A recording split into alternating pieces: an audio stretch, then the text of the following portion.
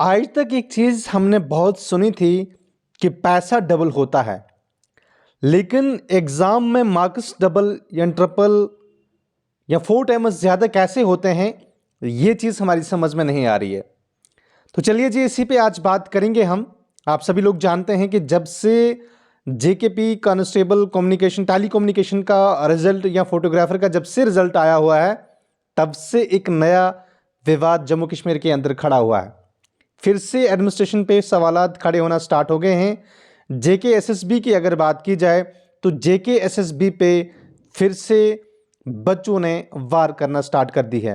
क्या कुछ पूरा मामला है और कितनी सच्चाई है इसमें, ये फिलहाल अभी पता लगाना मुमकिन, या हम यूँ कह सकते हैं कि इस पे अभी फ़िलहाल कोई गवर्नमेंट की जानिब से क्लैरिफिकेशन नहीं दी गई है। लेकिन मैं आपको एक चीज़ कहता चलूँ कि यहाँ पे देखिएगा किस तरह से जो ओपोजिशन की जो पार्टीज़ हैं, स्पेशली पीडीपी के जो लीडर हैं इल्तिजा मुफ्ती, उन्होंने किस तरह से यहाँ पे ट्वीट करके कहा हुआ है। और वहीं पे आप देख सकते हैं कि विंकल शर्मा जो पिछले कई टाइम से यूथ अगेंस्ट करप्शन के तहत जो है वो भी बच्चों की आवाज़ उठाते रहते हैं। जेकेपीएसआई स्कैम की बात की जाए तो उनके द्वारा उसको हाईलाइट किया गया था।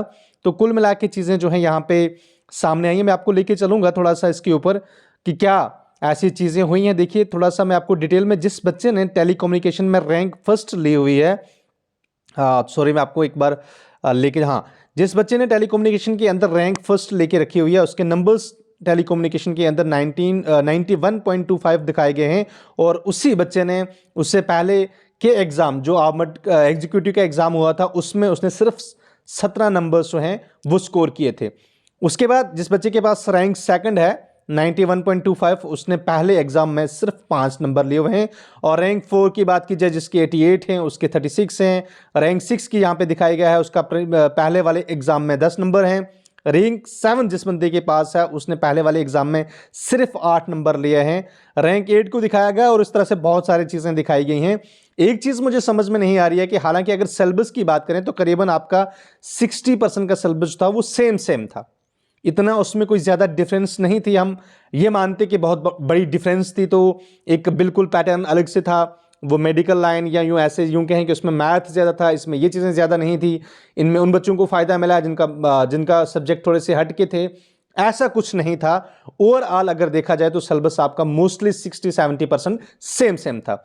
अब तैयारी की अगर बात करें, हाँ, ऐसा हो सकता है कि अगर आपने किसी पहले नंबर में, पहले एग्जाम में आपने 60 नंबर लिए हैं तो आप आज 80 ले सकते हो, आज आप 90 ले सकते हो। इसमें कोई भी आप पे शक की गुंजाइश नहीं है। हालांकि हम उन बच्चों के खिलाफ नहीं हैं, हम उनको पर्सनली नहीं जानते, लेकिन होना यह है कि क्यों ऐसे एग्जाम, क्यों इस तरह के स्कैम हो रहे हैं, क्यों इस तरह की उन बच्चों के साथ नाइंसाफी हो रही है जो बच्चे सही मानों में पढ़ते हैं और मेहनत दिन रात करते हैं, अपना सब कुछ दांव पे लगाने के बाद वो बच्चे जो हैं फिर से एग्जाम में बैठते हैं मेहनत मशक्कत करने के बाद, और लास्ट पे क्या होता है कि बैक डोर एंट्रीज या इस तरह के स्कैम देखने को मिलते हैं। जेकेएसएसबी पे अगर बात की जाए तो पिछले 2-3 सालों से लगातार जेकेएसएसबी के ऊपर सवाल उठते आए हैं।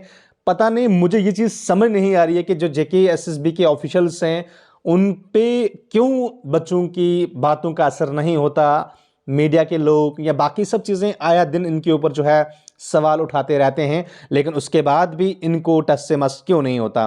बात यहाँ पे की जाए एग्ज़ाम की, टेक्निकल था, किस तरह का था, लेकिन इतने एग्ज़ाम, इतने नंबर्स मैंने डबल होते, ट्रिपल होते, 5 गुना 10 गुना डबल होते आज तक नहीं देखे, और वो भी सिर्फ एक हफ्ते के अंदर। हालांकि इस मैंने चीज़ सुनी थी कि वो नहीं कहते कि 21 दिन में आपका पैसा डबल होगा, लेकिन 21 दिन के अंदर या 7 दिन के अंदर आपके नंबर 10 टाइम्स डबल होंगे। ये चीज़ पहली बार हमने सुनी है, और ये सिर्फ पॉसिबल होता है जम्मू कश्मीर के अंदर।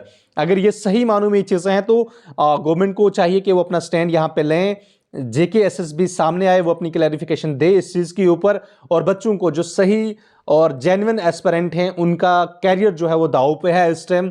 मेहरबानी करके इतनी बड़ी पोस्टें जो हैं बार बार नहीं आती, और फिर से बच्चों का जिस तरह से आज जेकेपीएसआई की बात की जाए, 2 साल पहला वाला एग्जाम लटकता रहा, और उसके बाद बच्चे जो हैं आज इस वाले एग्जाम में एज बार की वजह से नहीं आ पाए, इसलिए इनका फर्ज बनता है कि इस पे बात की जाए। यहाँ पे देखिएगा किस तरह से इल्तिजा मुफ्ती यहाँ पे ट्वीट करती है, कहती है कि जेकेएसएसबी जो है लगातार अपनी इस तरह की चीज़ें जो है जम्मू कश्मीर की यूथ के साथ जो है खेलती आ रही है। इसने कहा है कि टेलीकम्युनिकेशन एग्जाम के अंदर बहुत सारी चीज़ें जो हैं मतलब इस तरह की जो है इरेगुलरिटीज जो हैं वो सामने देखने को आई हैं।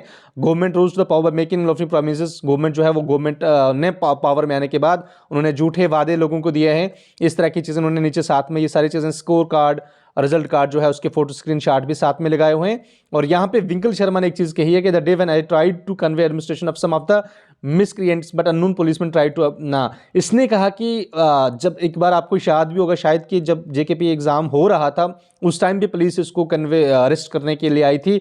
उस टाइम पे ये कुछ इन्फॉर्मेशन जो है इसके तक पहुंची थी और ये बंदा एडमिनिस्ट्रेशन तक अपनी आवाज़ पहुंचाना चाहता था, लेकिन उस टाइम पे भी पुलिस ने इसको जो है और रोक लिया। अब इसने भी यहाँ पे कहा है कि इसने भी अपना एक साथ में फोटो स्क्रीनशॉट लगा के रखा हुआ है। हम भी अपने एंड से ये सवाल गवर्नमेंट से, एलजी एडमिनिस्ट्रेशन से, जिसके अंडर जो है होम डिपार्टमेंट आता है, उनको चाहिए कि वो लोग बाहर आएँ और इस तरह से बच्चों के फ्यूचर के साथ, बच्चों की ज़िंदगी के साथ ना खेला जाए। अगर आज बच्चे इस चीज़ का फिर से शिकार होते हैं, मुझे नहीं लगता कि जम्मू कश्मीर की यूथ को फिर से जेकेएसएसबी के द्वारा कभी भी कोई एग्ज़ाम देने का उनका बनता है, या उन्हें हमेशा हमेशा के लिए जेकेएसएसबी को बाइकआउट करना चाहिए।